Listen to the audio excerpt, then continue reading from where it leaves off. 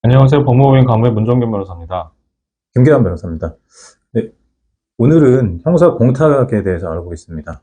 뉴스나 언론 등을 통해서 공탁과 관련된 부분들을 많이 접하신 적이 있을 텐데요. 그중에서 형사 공탁이라는 말은 좀 생소하실 겁니다. 이 형사 공탁 제도는 2022년 12월 9일부터 시행이 되고 있고, 공탁법 5조에 의해 신설된 제도입니다. 이거는 이제 형사사건 피고인이 법령 등에 따라서 피해자의 인적사항을 알 수 없는 경우에 그 피해자를 위해서 변제 공탁을 하는 것을 얘기합니다. 공탁이라고 하는 것은 법원의 공탁관이 지정하는 계좌에 돈을 맡겨두는 겁니다. 그러면 피공탁자, 공탁의 상대방이 그 돈을 나중에 찾아가는 거죠.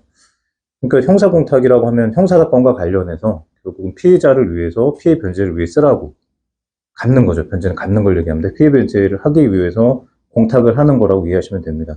근데 그 중에서도 기존의 변제 공탁은 피해자를 위한 변제 공탁, 형사사건에서의 공탁은 피해자의 인적사항, 주민번호, 주소 이런 것도 다 기재했어야 되는데 형사사건에서 피해자는 자신의 인적사항이 알려지는 걸 원하지 않습니다. 특히 폭행이라든가 성범죄 같은 경우에 뭐 주소라든가 주민번호가 오픈될 경우는 결국은 이거 공탁하는 과정에서 그런 게 노출이 되고 또 가해자가 피해자를 찾아가서 협박을 한다든지 또는 합의를 해달라고 종용한다든지 이런 부작용들이 있을 수 있기 때문에 공소장이나 기록에서도 피해자의 주소나 정확한 뭐 주소라든가 주민번호든가 이런 인적사항을 제공하지 않습니다. 그러다 보니까 가해자 입장에서는 공탁을 하고 싶어도 기존에 공탁을 할 수 없었죠. 그래서 이 제도를 보완하기 위해서 뭐 형사사건 번호나 이런 걸로 특정을 하고 피해자 인적사항도 공소장이라든가 뭐 기록에 조서에 들어와 있는 이런 내용들로 경우에 따라서는 성범죄는 가명으로 되어 있기도 합니다.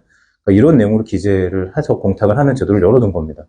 피해자가 인적사항을 공탁 때문에 공개하지 않아도 되고 반면에 피고인은 인적사항을 모르더라도 공탁할 수 있는 제도를 열어둔 거죠. 그러면서 피해자도 피해자를 받을 수도 있고 합의 종용 때문에 피고인 측으로부터 또 시달림을 받지도 않는 그런 양측의 이익을 도모하기 위해서 만든 제도입니다. 좀 오해를 사는 부분들이 있는 게 이제 공탁하면 즉 돈이 있으면은 뭐 경미하게 처벌되는 거 아니냐 결국 공탁해서 합의도 안 되고 피해자가 용서하지도 않는데 공탁을 하면 선처를 받을 수 있는 거 아니냐 이제 이런 오해를 할 수도 있습니다. 사실 뭐 왜 공탁을 하느냐 보면 피해 변제를 함으로써 형량에서 양형에서 이득을 보기 때문이겠죠. 형량이 깎이거나 특히 집행유예를 받기 위해서 중범죄를 저지르고도 집행유예를 받기 위해서 공탁을 하는 거겠죠. 그 양형 기준을 보면 실제로도 있습니다. 그 폭행과 관련된 폭력 범죄에 있어서는 주요 참작 사유로 처벌 불원, 이건 합의가 됐을 때 얘기했죠. 또는 실질적 피해 회복, 공탁 포함이라고 되어 있습니다. 그러니까 합의가 안 되더라도 실질적인 피해 회복을 할 정도의 상당한 금액을 형사 공탁하는 경우는 주요 참작 사유로 집행유예 사유 중에 하나로 작용할 수 있다는 거죠. 뭐 일반 참작 사유에도 들어가 있습니다. 성범죄의 경우도 마찬가지고요. 성범죄의 경우도 일반 참작 사유, 특히 집행유예 사유로 상당한 피해 회복, 공탁 포함이 들어가 있습니다. 그러니까 합의가 안 되더라도 상당한 피해 변제 금액을 형사 공탁하는 것은 집행유예의 사유로 작용할 수 있는 여지가 있다는 거죠. 실제로 그러면 형사 공탁을 하는 경우에 모든 경우에 형사 공탁을 하면 다 양형에 반영이 되는가? 또 피해자나 피해자의 유족들은 피해 변상보다는 강력한 처벌을 원할 수도 있거든요. 합의가 되지 않는 경우, 오히려 피해자 측에서 더 엄벌에 처해달라고 요구하는 경우, 이런 경우에도 형사 공탁이 집행유예 사유로 또는 양형을 깎는 그런 유리한 자료로 사용될 수 있을까? 이런 의문이 드실 겁니다. 이와 관련된 사례들을 저희가 좀 찾아본 적이 있는데요. 문 변호사님, 혹시 그 최근에 서울고등법원에서 나왔던 네. 좀 의미 있는 판결이 하나 있었죠? 어떤 내용인가요? 이게 교통사고 사건인데요. 일단 결론을 말씀드리기 전에 이 사건과 관련된 사실관계를 좀 말씀을 드리겠습니다. 이거 언론에도 많이 이제 알려진 바 있는 사건인데, 네. 사고 장소가 초등학교 후문 앞에 있는 어린이 통행이 빈번한 그런 도로였습니다. 그렇기 때문에 이 사고 피해자도 그 초등학생 9세 정도 되는 어린이였는데요. 이 피해자가 그 가해 차량 앞을 가로질러 걸어가고 있을 때 이거를 이제 충분히 볼 수 있었음에도 실제로도 본 거죠. 근데 이제 들이받게 됐고, 그리고 이 피해자가 차량에 역과되는 사고가 발생을 했고, 이 당시에 결국 피해자는 사망에 이르게 됐습니다. 그런데 가해자는 음주운전을 한 상태였고요. 또 현장에서 그 피해자를 즉시 구호 조치를 한 건 아니었고요. 차를 다시 자기 주거지에다가 이동시킨 다음에 다시 현장으로 돌아왔습니다.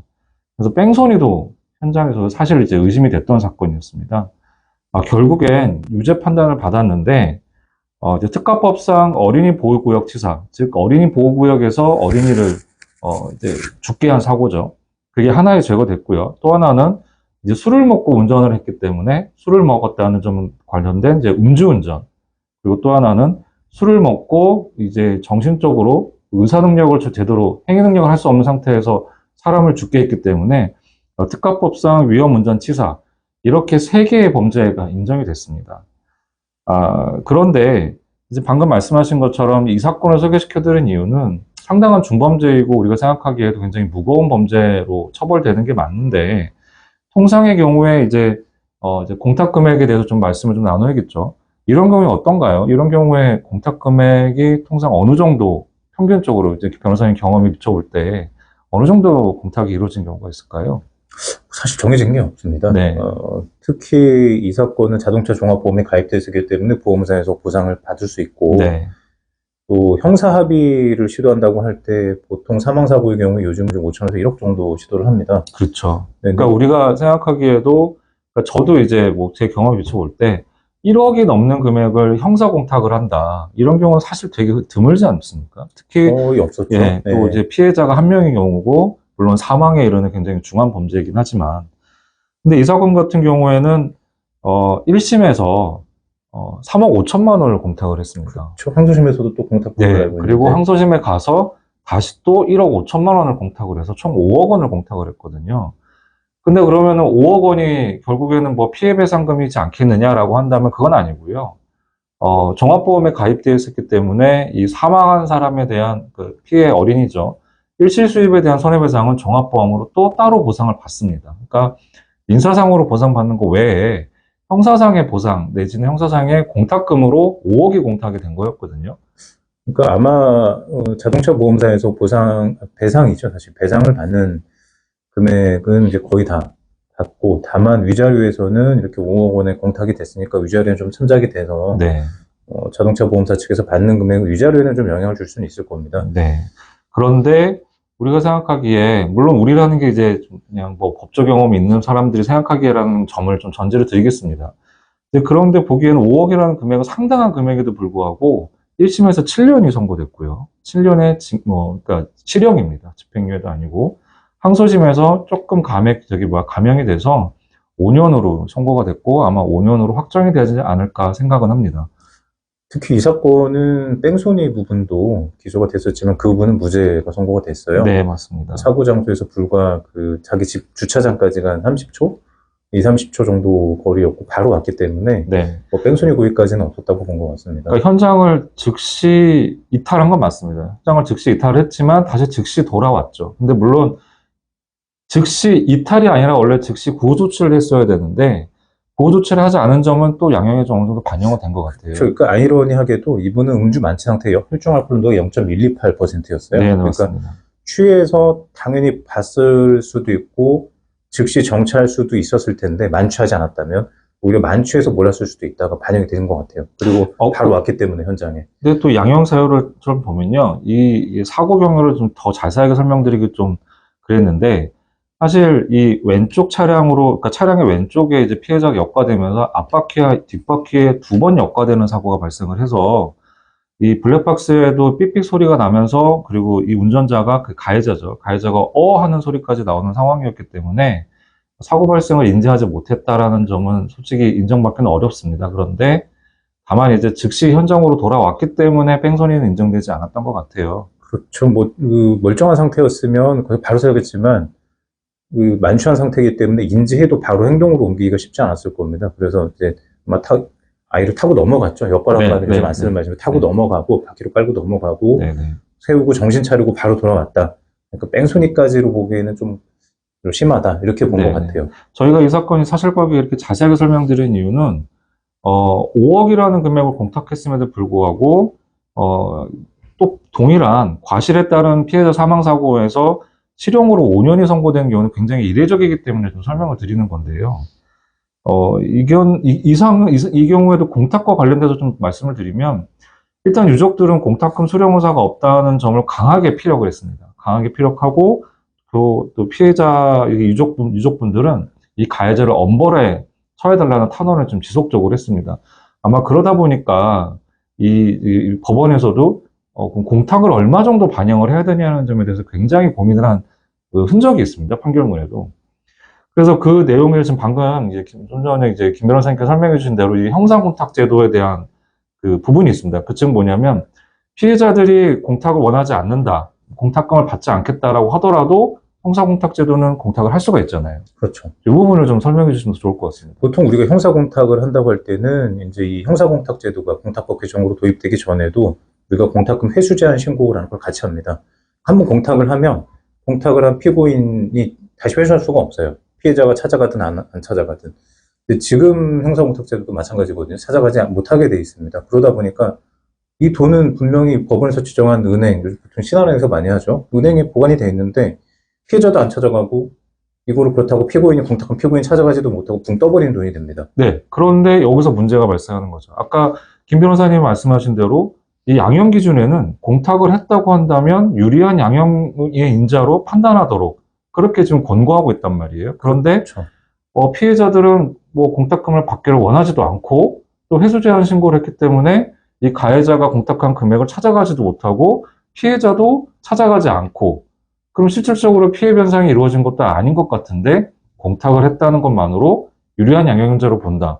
이게 참 이상한 상황이 발생하는 거예요. 그래서 이제 법원에서 이제 그와 관련된 어떤 제도적인 보완점이라든가 이런 것도 네. 지적을 해준 걸로 알고 있거든요. 네, 맞습니다. 네. 그래서 저희가 이게 소개시켜드리는 이 고등법원 판례를 말씀드리는 건데요. 여기에 제가 간단하게 좀 한번 읽어보겠습니다. 이렇게 말하고 있습니다. 형사공탁 제도의 취지는 피고인이 피해자의 인적사항을 알아내어 합의를 종용하는 문제를 방지하고, 그러니까 이제 아까 말씀하신 대로 가해자가 피해자를 막 찾아가서 합의해달라. 그런 2차 가해 행위를 이제 막고자 하는 거죠. 또 한편으로는 피고인에게 형사재판 과정에서 피해 변제의 기회를 부여한다. 그러니까 피해자가 자기 인적사항을 밝히지 않더라도 피해를 변제할 수 있는 기회를 주자.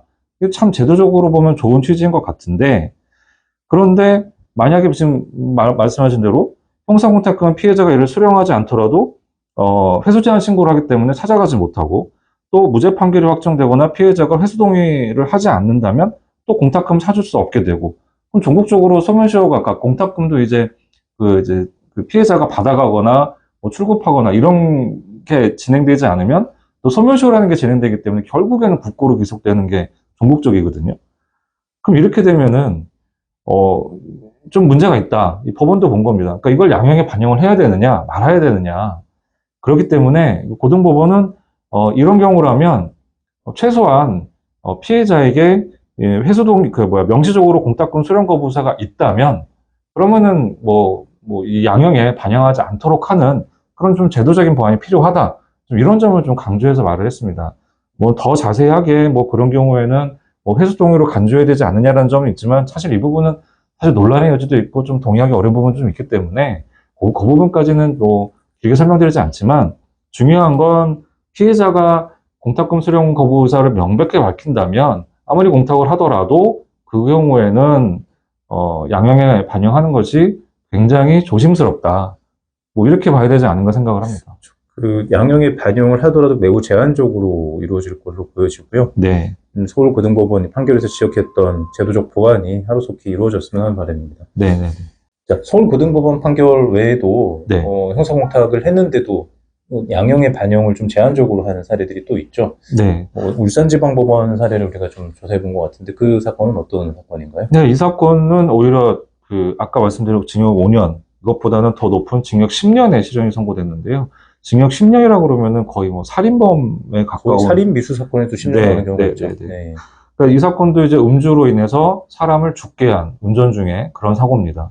그러니까 도로교통법 위반의 음주운전, 그다음에 특가법 위반의 도주치사, 그리고 특가법 위반의 위험운전치사, 그리고 자배법 위반의 의무보험 미가입, 이렇게 좀 죄가 한 4가지나 되는데요.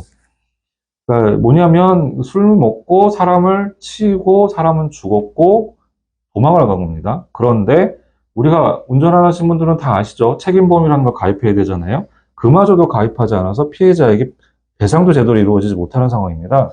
그런데 공탁은 한 2천만 원 정도는 했습니다. 근데 2천만 원 공탁하고 했지만 피해자들은 역시 이 엄벌 탄원을 계속 하고 있었죠. 법원은 2천만 원 공탁한 거에 대해서 어떻게 보면 전혀 반영을 안 한 것 같습니다. 양형에는.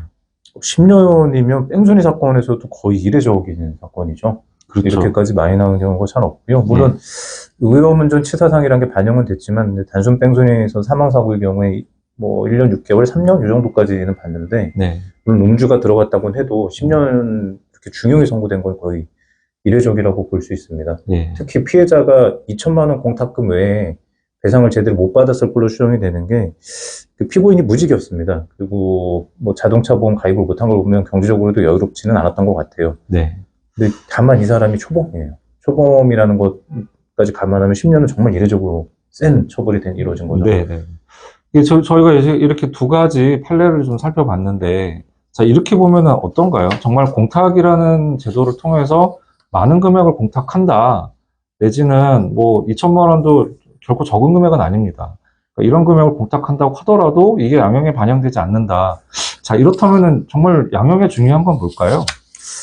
이렇게 봐야 될 것 같습니다. 돈이면 된다라고 오해하는 분들이 있는데 그렇죠. 사실 그런 판결들이 계속 나오면 사법 불신이 쌓이게 됩니다. 법원도 그러다 보니까 아무리 돈으로 배상을 하더라도 피해자의 의사를 먼저 존중하겠다는 취지로 읽힙니다. 네. 그렇기 때문에 피해자와 합의하려고 노력을 했는지, 피해자가 합의를 안 해주더라도 그 합의가 이루어지지 않게 된 배경, 그러니까 뭐 진지한 사과도 했고, 또 상당한 피해 변제를 하기 위한 노력도 했고, 이런 것들을 먼저 보는 것 같습니다. 그리고 이제 아까 말씀드린 것처럼 피해자가 공탁금 수령 안 하겠다, 처벌을 택하겠다, 엄벌에 처해달라라는 의사가 확고한 경우는 아무리 형사 공탁을 하더라도 양형에 반영되는 거나 매우 제한적일 수밖에 없고요. 그렇다고 뭐 반영률이 제로다 이렇게까지 보기는 어렵습니다. 왜냐하면 실제로 합의 노력을 다 했지만 자식을 잃은 부모처럼 돈보다는 처벌 이런 경우도 있을 수 있거든요. 그렇죠. 그렇기 때문에 뭐 단정적으로 말씀드릴 수는 없고요. 그래서 네. 법원 입장에서도 그 합의를 위한 노력을 진지하게 했는지, 그리고 또 공탁 금액도